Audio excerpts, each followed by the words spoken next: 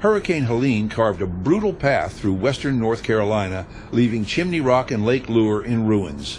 The storm unleashed over 22 inches of rain across the Lake Lure Dam watershed, triggering catastrophic flooding and debris flows that overwhelmed the Broad River.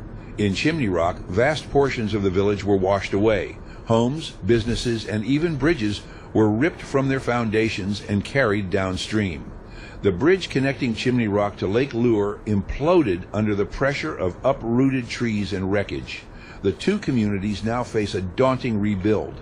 1/3 of Chimney Rock's 46 businesses were destroyed outright, and Lake Lure's dam and wastewater systems were gravely damaged.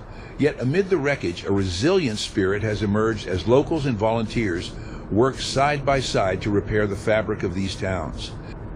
There's plenty more video ahead, so please continue watching. And if you'd like to see more videos like this one, be sure to subscribe to this channel so you'll be notified right away when we add new ones.